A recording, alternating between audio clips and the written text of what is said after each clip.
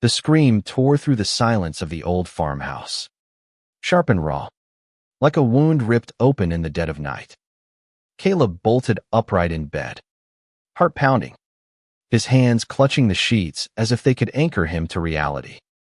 The air was heavy, thick with the scent of pine and something else, something ancient, like whispered secrets trapped in the walls. He wasn't alone.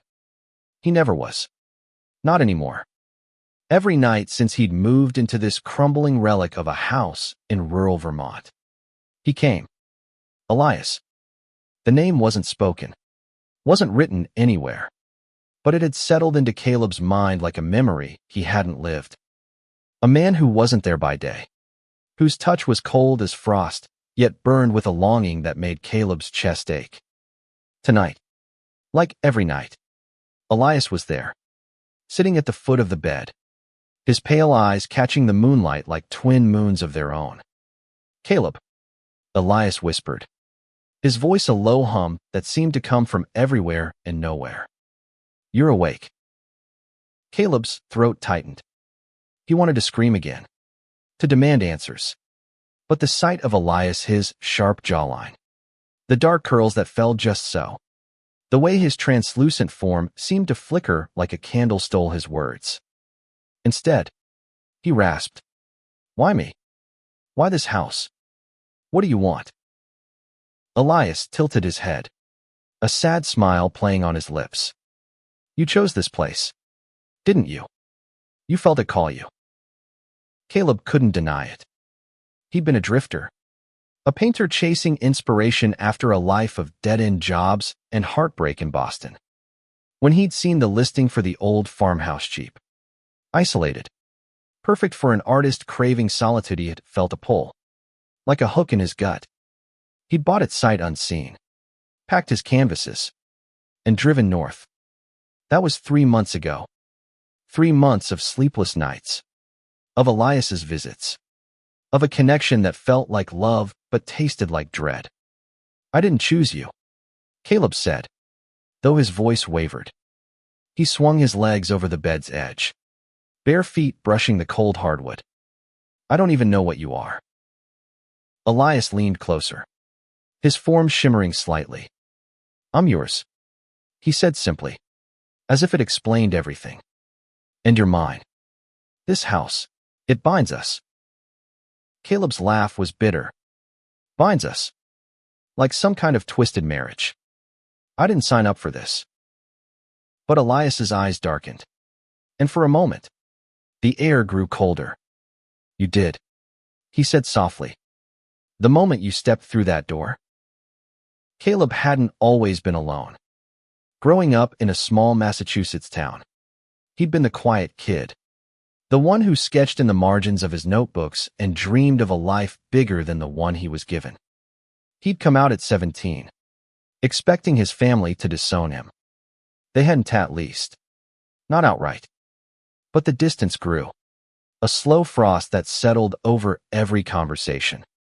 By the time he was 25, he was in Boston, scraping by as a barista, painting when he could, and falling in and out of love with men who never stayed. The farmhouse was supposed to be his fresh start. He'd imagined quiet days filled with the smell of oil paint, the hum of crickets, and the freedom to be himself. Instead, he got Elias. The first night, he'd thought it was a dreamy, beautiful man with a voice like velvet, whispering promises of devotion. But dreams didn't leave fingerprints on your skin, didn't make your heart race with a mix of fear and desire. Elias was real, or at least real enough. By day, Caleb searched the house for Chloe's name, a photograph, anything to explain the man who haunted him. He found nothing but dust and creaking floorboards. The locals in town weren't much help either. The old woman at the general store, Mrs. Hargrove, had given him a strange look when he mentioned the house. "That place has stories," she'd said, her voice low. "Best leave them be." But Caleb couldn't leave it be. Not when Elias's visits grew more intense, more intimate. Last week, Elias had reached for him, his cold fingers brushing Caleb's cheek. And Caleb hadn't pulled away. He'd wanted to God. He'd wanted to, but the pull was too strong. Like gravity. Like fate. Elias had whispered, "You're the one I've been waiting for." And Caleb had felt it. A truth that scared him more than the ghost himself. Tonight, Elias was closer than ever. His form almost solid in the moonlight. "You're fighting it," he said, his voice laced with something like hurt. "Why?" "Because I don't understand." Caleb snapped. Standing now, pacing the small room. His paintings leaned against the walls. Half-finished landscapes that all seemed to feature the same shadowy figure in the distance. "You say we're bound. But how? Why? Are you even real?" Elias rose. His movements fluid. Like water. He stepped toward Caleb, stopping just short of touching him. "I was real once," he said. "A long time ago. This house, it was mine. And I loved someone here. Someone like you." Caleb's breath hitched. What happened to him? Elias's eyes flickered with pain. "He left. And I couldn't follow." The words hung in the air, heavy with unspoken grief. Caleb wanted to ask more. But Elias's hand lifted, hovering over Caleb's chest. "You're here now?" Elias said. "That's what matters." Caleb's heart pounded, torn between fear and something deeper. Something that felt like longing. He didn't know if he was falling in love or losing his mind. Maybe both. The next morning, Caleb drove into town, determined to find answers. The library was a small, musty building, its shelves crammed with books and old newspapers. He spent hours digging through records, searching for anything about the house or a man named Elias. Finally, he found it, a faded article from 1892 about a young man, Elias Hawthorne, who'd lived in the farmhouse. He'd been an artist, like Caleb, known for his haunting portraits. The article didn't say how he died, only that he'd vanished one winter, leaving behind a lover who'd never recovered. Caleb's hands shook as he read. Elias had been real. And the lover? A man named Thomas. A scandal whispered about in town. Caleb's chest tightened. Was he reliving their story? Was he doomed to repeat it? He drove back to the farmhouse. The article folded in his pocket. The sun was setting, painting the sky in shades of crimson and gold. As he stepped inside, the air felt different charged, like the moment before a storm. Elias was waiting, as always. But tonight, there was something new in his eyes. Determination. "Caleb," he said, his voice steady. "You found me." Caleb nodded, holding up the article. "You were real. You loved someone. And now, what? You're trapped here." Elias's smile was sad, but there was a spark of hope in it. Not trapped. Waiting. For you. The words hit Caleb like a punch. He wanted to run, to burn the house down and never look back. But he couldn't. Not when Elias looked at him like that. Like he was the only thing keeping him tethered to the world. "What do you want from me?" Caleb asked, his voice barely above a whisper. Elias stepped closer, his hand finally touching Caleb's. Cold but solid. "To love you," he said, "and to be loved." Caleb's heart stuttered. He didn't know if it was madness or destiny. But in that moment, he didn't care. He leaned in, closing the distance, and let himself fall. The kiss was like falling into a dream, cold and warm, fleeting yet eternal. Caleb's lips met Elias's, and for a moment, the world dissolved. There was only the press of Elias's hand against his, the faint hum of energy that seemed to pulse between them, binding them in a way Caleb couldn't explain. When he pulled back, gasping, Elias's eyes were brighter, almost alive. "You feel it," Elias whispered. "Don't you?" Caleb nodded, unable to speak. He did feel a connection that went beyond reason, beyond the laws of life and death. But fear lingered, sharp and nagging. What was this? A love story or a curse? The days that followed were a blur of contradictions. By day, Caleb painted, his brush moving with a frenzy he hadn't felt in years. His canvases filled with images of Elias's sharp cheekbones, his mournful eyes, the way his form seemed to shimmer in the moonlight. The paintings were beautiful, but they scared him. They felt like confessions, like he was pouring his soul into something he didn't fully understand. By night, Elias was there, more vivid with each visit. He spoke of his life, of growing up in the same farmhouse in the 1800s, of falling in love with Thomas, a blacksmith's son who defied the town's judgment to be with him. Their love had been a secret, hidden in stolen moments. But it hadn't been enough. Thomas had left, unable to bear the weight of their forbidden bond. And Elias had died soon after, alone and broken-hearted. I painted him, Elias said one night, sitting cross-legged on the bed, his form glowing faintly. Every day, I painted him, trying to keep him with me. But it wasn't enough. Caleb's throat tightened. Is that why you're here? To replace him? Elias's eyes flashed with something like anger. No, you're not him. You're you, Caleb. But this house, it holds love, even when it hurts. It brought you to me. Caleb wanted to believe him, but doubt gnawed at him. He'd always been cautious with his heart, burned too many times by men who promised forever and left by morning. Elias was different, but he was also impossibly a ghost, a memory, a man who shouldn't exist. Yet every touch, every whispered word, felt more real than anything Caleb had ever known. One evening, Caleb found a hidden compartment in the attic, behind a loose board. Inside was a small leather-bound journal, its pages yellowed but intact. Elias's handwriting filled every page, sketches of Thomas, poems about love and loss. And, toward the end, a desperate plea. If I die, let this house keep my heart. Let it find someone to love again. Caleb's hands trembled as he read. The journal was a tether, proof that Elias's love had been real, that his pain had been real. But it also felt like a warning. Was he just a vessel for Elias's unresolved grief? Or was this something more? Something meant to be? He confronted Elias that night, holding the journal like a shield.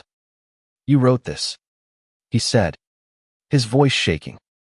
You asked the house to find someone. Is that all I am? A replacement? Elias's form flickered, his expression pained.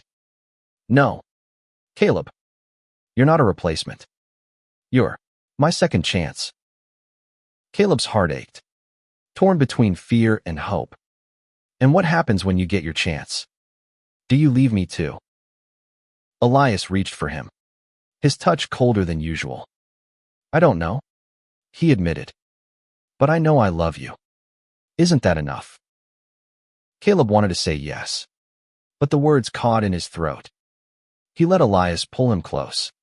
Let the cold warmth of his embrace drown out the questions. For now, it was enough. The town began to notice Caleb's strangeness.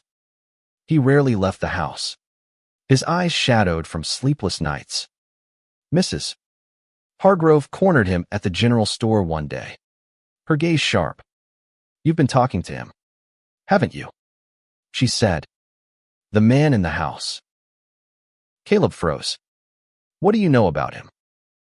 She leaned closer, her voice a whisper. Elias Hawthorne. He loved too hard, and it broke him. That house, it's got a way of holding on to things that should have been let go. Caleb's stomach churned. What do I do? Mrs. Hargrove's eyes softened.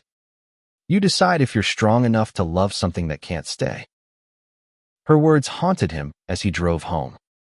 That night, Elias was quieter, his form less solid. "You're slipping away," Caleb said, panic rising. "What's happening?" Elias's smile was faint. "The more you love me, the more I become real. But it's hard. For both of us." Caleb's chest tightened. "I don't want to lose you." Elias's hand brushed his cheek. "Then don't let go." The nights grew longer, heavier, as if the house itself was pressing down on Caleb's shoulders. He stopped going into town, stopped answering calls from old friends. His world was the farmhouse, the paintings, and Elias. Every touch, every whispered promise, pulled him deeper into a love that felt like drowning. One night, Elias told him more. "The house isn't just a place," he said, his voice soft but urgent. "It's a vow. I made it, long ago, to never let love die here. But it comes at a cost." Caleb's heart pounded. What cost? Elias's eyes were distant, like he was seeing something beyond the room. "To stay, I take from you. Your strength, your time.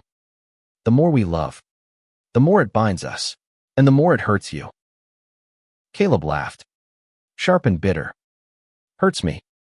I'm already falling apart. Elias, I don't sleep. I barely eat. But I can't stop wanting you."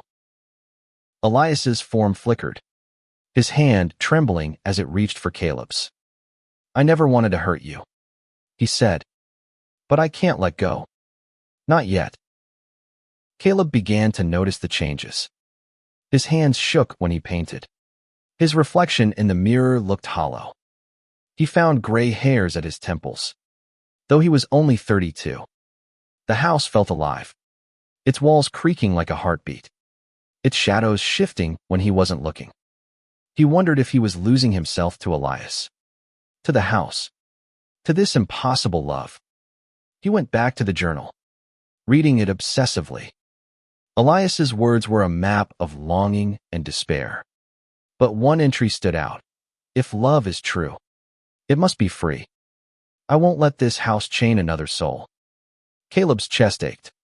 Had Elias known, even then, that his vow would become a trap? He confronted Elias that night, the journal open in his lap.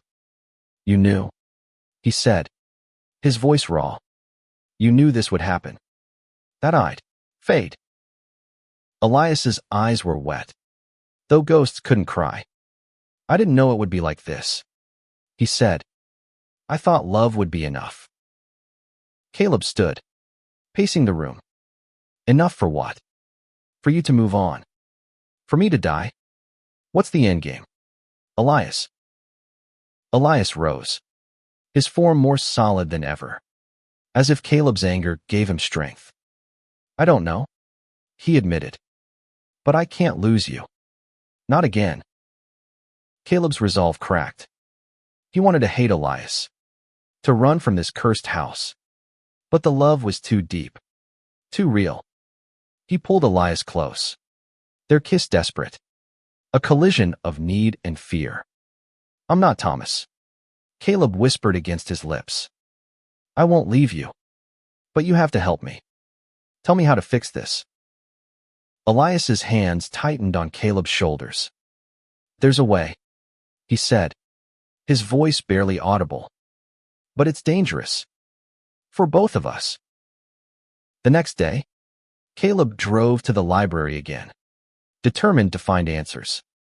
He dug deeper, finding records of the house's history. It had been built in 1840, passed through generations, but always tied to stories of love and loss. A pattern emerged every few decades. Someone lived there, loved fiercely, and vanished. The house was a magnet for broken hearts, a place where love burned bright and consumed. He found a reference to a ritual, buried in a local historian's notes. A way to break a vow tied to a place, to free a spirit and the living soul bound to it. It required a sacrifice, not of blood, but of will. Both parties had to choose to let go, to release the bond, even if it meant losing each other forever. Caleb's hands shook as he read. He didn't know if he could do it, if he could let Elias go. But he knew he couldn't keep living like this, fading into the house's shadows. That night, he told Elias about the ritual. "We can be free," he said, his voice trembling. "But it means we might not see each other again." Elias's form wavered. His eyes filled with a grief so raw it stole Caleb's breath. "I've waited so long for you," he said, "but I won't let you die for me." Caleb reached for him, their hands intertwining. "Then we do this together," he said. "We choose love, even if it means letting go." The ritual required the heart of the house, the place where Elias's vow had been made. Caleb searched the farmhouse, tearing up floorboards, checking every corner. Finally, in the basement, he found it, a small, hidden room, its walls covered in faded paintings of Thomas. In the center was a wooden box, carved with symbols Caleb didn't understand. Inside was a single page from Elias's journal, the vow written in his hand. "Let this house keep my heart. Let it find love again." Caleb's chest tightened. This was the anchor that kept Elias here, that kept them bound. He brought the box upstairs, setting it on the kitchen table. Elias watched, his form flickering like a dying flame. "We burn it," Caleb said, his voice steady despite the fear clawing at him. "That's what the ritual says. Fire to break the vow." Elias nodded, but his eyes were distant. "If we do this," he said, "I might disappear. Forever." Caleb's throat closed. He wanted to scream, to beg Elias to stay. But he knew the truth. This love was killing him, draining him day by day. And Elias deserved peace, not an eternity of longing. "I love you," Caleb said, the words raw and true. "But I want you to be free. We both deserve that." Elias's smile was heartbreaking. "I've loved you more than I thought possible," he said. "Thank you, Caleb, for seeing me." They waited until midnight, the hour when Elias was strongest. Caleb built a fire in the backyard, the flames casting shadows on the farmhouse's weathered walls. He held the box, his hands trembling, and looked at Elias one last time. "I'm scared," Caleb admitted. Elias stepped closer, his touch warm for the first time. "So am I," he said. "But love isn't about holding on. It's about giving everything, even when it hurts." Caleb nodded, tears streaming down his face. He opened the box, took out the page, and held it over the fire. "I release you," he whispered. "I love you, Elias. Be free." The page caught flame, curling and blackening. Elias's form glowed brighter, then began to fade. He reached for Caleb, their hands meeting one last time. "You gave me a second chance," Elias said, his voice soft as a breeze. "Don't waste yours." And then he was gone. The days after were quiet, too quiet. The house felt empty, its walls no longer alive with secrets. Caleb painted again, but the colors were softer now, the shadows gone. He sold the farmhouse a month later, unable to stay in a place that felt like a grave. He moved to a small apartment in Portland, Maine, where the ocean air cleared his head. He started showing his work, paintings that told a story of love and loss, of a man who'd haunted him and set him free. The art world took notice, calling his work hauntingly human. But Caleb didn't care about the praise. He cared about the truth. One night, he dreamed of Elias not as a ghost, but as a man, laughing in a field of wildflowers, his eyes bright with life. When Caleb woke, he wasn't sad. He felt whole, like a piece of himself had been returned. He never saw Elias again, but he carried him in every brushstroke, every quiet moment. Love, he realized, wasn't about possession. It was about letting go, about trusting that what was real would live on, in this world or the next. Caleb lived. He loved again, not with the same fire, but with a steady warmth that felt like home. And somewhere, he hoped, Elias was finally at peace, his heart no longer bound to a house, but free to rest in the love they'd shared.